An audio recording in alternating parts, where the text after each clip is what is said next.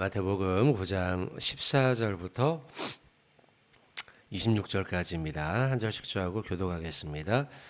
그때에 요한의 제자들이 예수께 나와 이르되 우리와 바리새인들은 금식하는데 어찌하여 당신의 제자들은 금식하지 아니하나이까?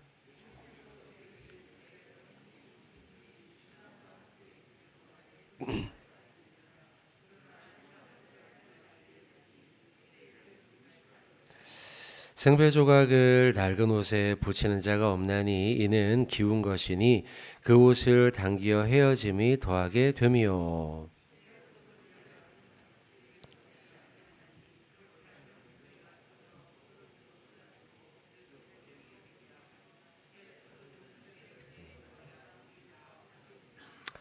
예수께서 이 말씀을 하실 때에 한 관리가 와서 절하며 이르되 내 딸이 방금 죽었사오니 오셔서 그 몸에 손을 얹어 주소서. 그러면 살겠나이다 하니 12해 동안이나 혈루증으로 앓는 여자가 예수의 뒤로 와서 그 겉옷가를 만지니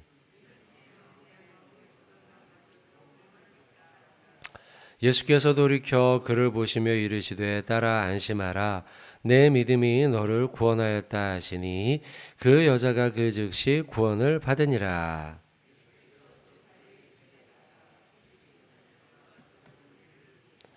이르시되 물러가라 이 소녀가 죽은 것이 아니라 잔다 하시니 그들이 비웃더라.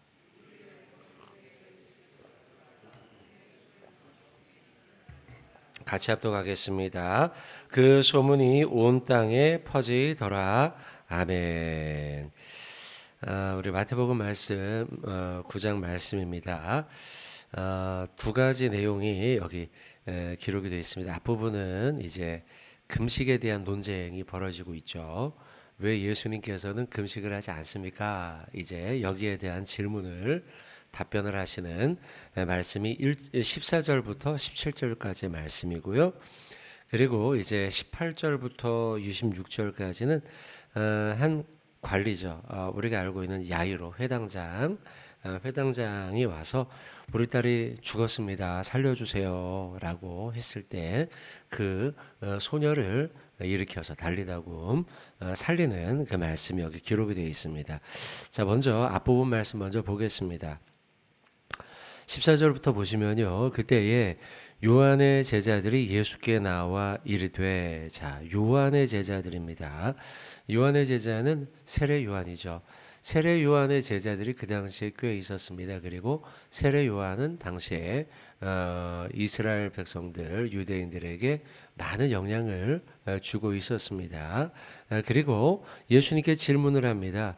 우리와 바리새인들은 금식하는데 어찌하여 당신의 제자들, 예수님의 제자들은 금식하지 않습니까? 금식하지 않는 이유를 묻습니다. 대부분 이제 바리새인들이죠. 바리새인들과 유대인들이 예수님께 와서 왜 예수님은 금식하지 않습니까? 라고 하는 질문과는 좀 결이 다릅니다. 왜냐하면 그들의 질문은 예수님을 공경에 빠뜨리기 위한 질문입니다. 사실 오늘 본문 바로 앞에 어제 본문이었죠. 어제 본문 9절부터 13절에도 이 문제가 생기지 않습니까?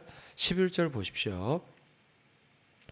바리새인들이 보고 그의 제자들에게 이르되 어찌하여 너희 선생은 세리와 죄인들과 함께 잡수시느냐? 자, 정결법의 위배됨에 대한 질문을 하고 있습니다. 그러면서 세리들과 죄인들과 함께 예수님께서 식사를 하셨거든요. 있을 수 없는 일이에요. 유대인에게. 만약 이러면 부정해집니다. 죄인과 함께 교제를 나누었기 때문이죠. 그래서 바리새인들은 예수님에게 이와 같은 질문을 하셨어요. 그리고 예수님이 12절 13절에 답변하시죠. 건강한 자에게는 의인이 필요 없지 않냐. 병든 자에게 의사가 필요 없지 않느냐. 질병이 든 자, 건강이 약한 자에게 의사가 필요하듯 저들은 지금 세리죠. 죄인들. 그들은 지금 병든 자와 같다. 그래서 내가 그들과 함께 식탁의 교제를 나누며 그들을 치료하는 것이다 라고 말씀을 하시죠. 연이어진 말씀이에요. 14절에 와서 세례 요한의 제자들이 와서 어떻게 예수님의 제자들은 이와 같이 금식하지 않습니까? 라고 묻는 거예요. 자, 금식은요, 이 경건한 유대인들이라고 하면 일주일에 2번씩 금식을 했어요. 대단하죠. 월요일과 목요일이었습니다. 특별히 속죄에 있는 불임절 기간에는요, 긴 시간 동안 금식을 합니다. 근데 예수님과 예수님의 제자들은 하지 않았어요. 이상하게 보이죠. 그리고 경건하지 않은 사람들처럼 보이죠. 그러니까 이들이 와서 묻고 있는 거예요. 그러나 아까 말씀드린 것처럼 바리새인들은 예수님을 공경에 빠뜨리기 위한 질문이었지만 세례 요한의 제자들은 정말 궁금했어요. 분명히 예수님의 가르침과 예수님의 삶을 통해서 드러나는 것을 볼 때 예수님은 분명히 굉장히 경건한 유대인인데 왜 금식하지 않을까라는 것에 대한 의문이 들었던 것이죠. 그때 우리가 아는 말씀이죠. 유명한 말씀이 나옵니다. 17절이죠. 새 포도주를 낡은 가죽 부대에 넣지 않는다. 이 말씀. 새 술은 새 부대, 새 포도주는 새 부대. 이 말씀이 나오는 답변을 하고 계십니다. 자, 예수님이 15절에 이렇게 답변합니다. 혼인집에 손님들이 신랑과 함께 있을 동안에 슬퍼할 수 있겠느냐. 그러나 신랑을 빼앗길 날이 이르면 그때는 금식할 것이다. 자, 요건 십자가에 대한 말씀 아니겠습니까? 그죠? 지금은 십자가 죽음으로 애도할 때가 아니다. 지금은 내가 함께하고 있으니 신랑은 나와 함께 즐거워하며 하루하루를 힘있게 살아가는 것이 마땅하다. 16절 생배의 조각을 낡은 옷에 붙이는 자가 없다. 자, 왜냐하면 생배 조각, 새 조각을 이 천이죠. 이걸 낡은 이 부대에다가 기워 놓으면 이게 너무 땡기지 않습니까? 그래서 이게 온전하게 붙어 있지 못하고 오히려 낡은 이 포도주 조각을 이걸 당겨서 이것이 헤어지도록 만든다. 그러니 이걸 함께 붙이지 않는다는 거예요. 이 말씀의 의미는 뭡니까, 여러분? 금식이라고 하는 구약의 율법, 낡은 율법이죠. 그리고 예수님의 새 복음, 십자가의 복음, 믿음으로 구원받는다고 하는 이 복음, 이 두 가지가 함께 붙여놓으면 이것이 땡겨가지고 그만 나머지 모든 포도주 이 부대가 다 찢어져 버리고 말 것이다 라는 것이죠. 그러니 이렇게 붙일 수 없다. 그것은 그대로, 이것은 이대로 두어야 한다라는 말씀입니다. 그래서 이 말씀은 어떤 의미냐? 새 술은 새 부대에 담아야 된다. 새 술은 새 부대에 담고 새 옷을 입어야 된다라는 것이죠. 예수님께서 이 말씀을 통해 우리에게 주시는 메시지는 이제 낡은 옷을 벗고 새 옷을 입을 때가 되었다. 십자가의 복음, 새 옷을 입어야 된다는 것이죠. 여러분, 저와 여러분들도 예수님을 믿어 새 옷을 입은 사람들 맞죠? 그죠? 우리는 새로운 옷을 입은 자들이에요. 그렇다면 옛날에 입었던 세상의 옷들, 옛 옷들은 벗어버려야 돼요. 만약 여러분들 우리가 예수님을 믿어 새 옷을 입은 사람인데도요, 만약 옛 옷을 벗지 않는다면요, 이게 결국은 찢어져 버리고 말아요. 둘 다 못 써버린다는 거죠. 옛날에 우리가 입었던 옷들, 어떤 옷들입니까, 여러분? 세상의 가치관대로 살아왔던 세상의 옷이죠. 세상의 옷. 그 옷을 벗어야 돼요. 포기하십시오. 어떻게 엮어가지고요, 어떻게라도 좀 해봐야지. 이런 생각을 하면 됩니까? 안 됩니까? 안 된다는 거죠. 우리는 근데 그런 생각을 해요. 옛 옷을 버리지 못해요. 아까워서요. 세상의 옷. 세상의 명예, 세상에서의 내가 인정받았던 거, 이런 것들이 있죠. 그거에 따라가는 세상의 가치관의 옷들이지 않습니까? 이것들을 포기하지 못해서 어떻게든 그거하고 예수님이 말씀하신 새 옷, 이걸 어떻게든 엮어보려고 하는 거죠. 그러면 오늘 예수님이 말씀하시잖아요. 결국은 16절 생배 조각을 낡은 옷에 붙이는 자가 없다. 이렇게 하면 기운 것이 그 옛옷을 당겨가지고 더 헤어져 버리고 말 것이다. 더 큰 낭패를 볼 것이다. 라는 거죠. 그러니 이 두 개를 엮지 말라는 거예요. 자, 우리 성도 여러분들, 오늘 우리에게 주시는 메시지 옛옷과 새옷, 복음의 새옷을 얽혀가지고 어떻게 해보려고 하지 말아라. 옛옷을 벗어버리고 완전한 새옷으로 갈아입어라. 이것이 저와 여러분에게 오늘 주는 메시지입니다. 성경 한번 찾아보시죠. 에베소서 4장 22절로 24절입니다. 우리 사도 바울 역시도 분명하게 말씀하고 있습니다. 자, 에베소서 4장 22절로 24절입니다. 자, 같이 한번 읽고 말씀 같이 22절, 23절, 24절 4장 같이 봉독하겠습니다. 너희는 유혹의 욕심을 따라 썩어져가는 구습을 따르는 옛사람을 벗어버리고 오직 너희의 심령이 새롭게 되어 하나님을 따라 의와 진리의 거룩함으로 지으심을 받은 새 사람을 입으라. 아멘. 한번 따라해 보세요. 옛사람을 벗어버리고 새 사람을 입읍시다. 네, 우리가 옛사람을 벗어버려야 돼. 근데요, 옛사람이 왜 자꾸 다시 또 입게 되느냐?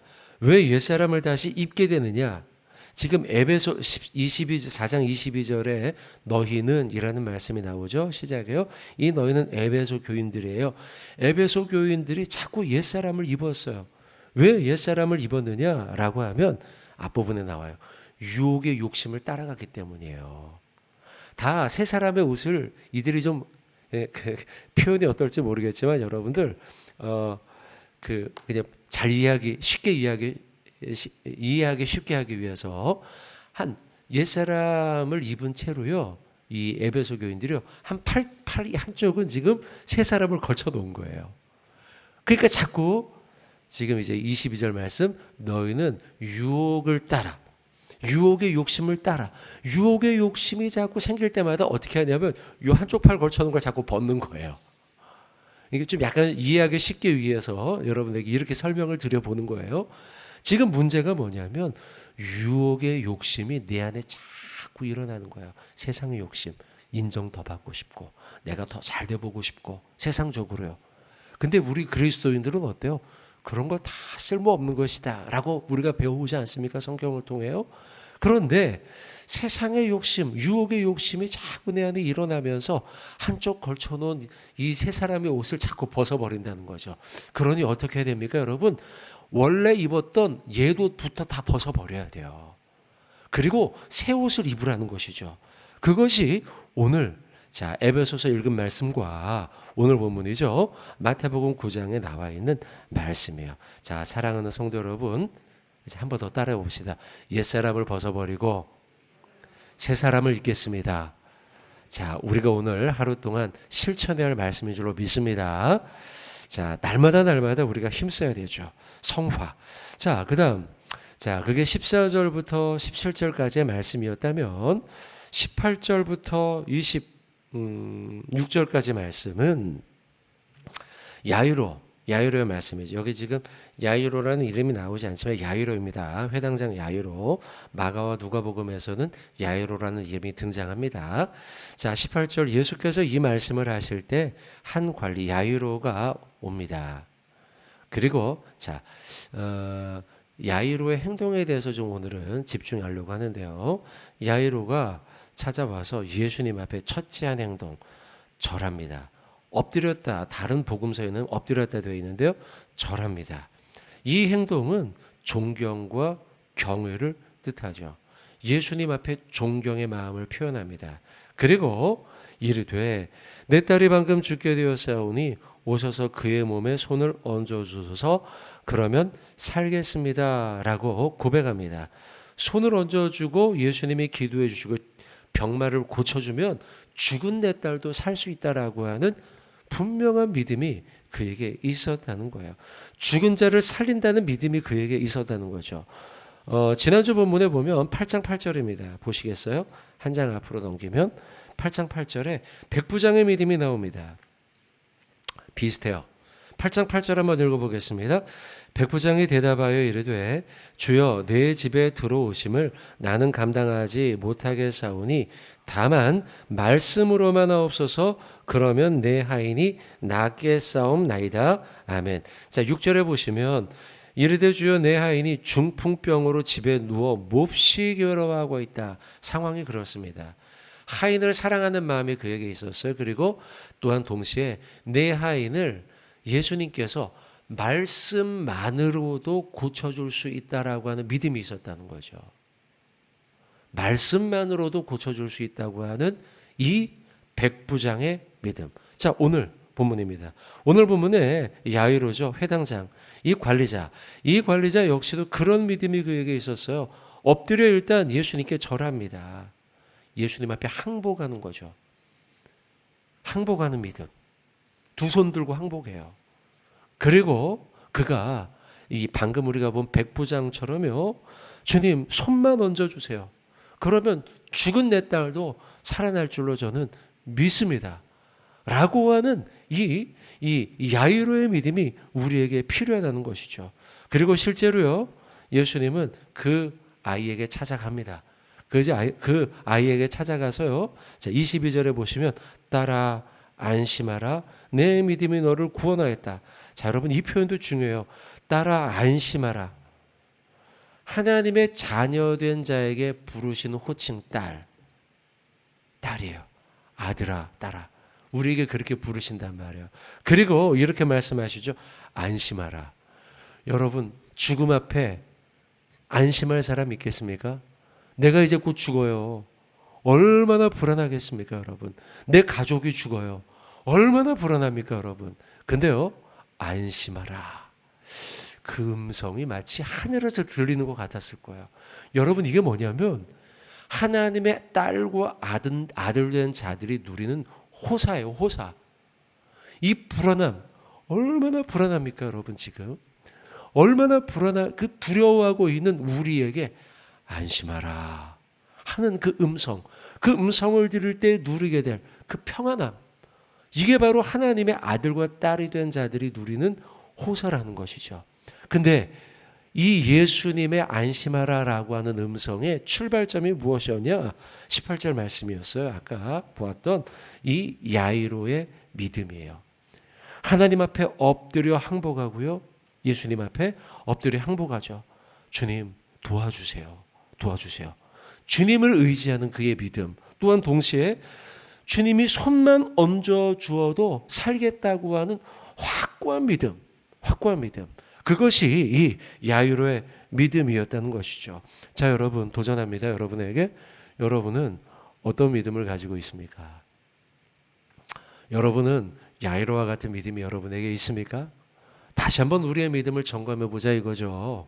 오늘 하루를 시작하면서 여러분 다시 한번 결심하면 좋겠어요. 하나님, 야이로의 이 믿음이 내 믿음이 되게 해주세요. 하나님 앞에 꽉 엎드려 절하며 항복하는 믿음. 여러분 이게 문제예요. 불쑥불쑥 내 자아가 올라와서요. 내가 뭔가 해보면 될 것 같다는 생각. 이걸 우리가 내려놓는 엎드려 절하는 주님이 나의 모든 삶을 주관합니다라고 하는 항복하는 자세. 이 믿음. 또한 주님이 손만 얹으면 내 딸이 죽음으로부터도 해방될 수 있는 내 딸이 나도 내가 부활하고 살 것이라고 하는 믿음. 이 믿음이 우리에게 필요하다. 하니 하나님 나에게 이런 믿음을 주세요. 라고 하는 우리의 믿음. 우리 위한 기도. 자, 성경 한번 찾고 말씀을 맺겠습니다. 요한복음 1장.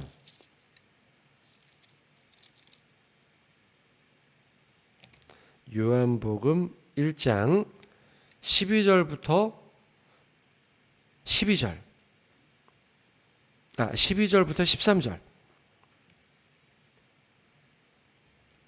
자, 요한복음 1장 12절부터 13절. 자, 한번 우리 12, 13절 같이 봉독하겠습니다.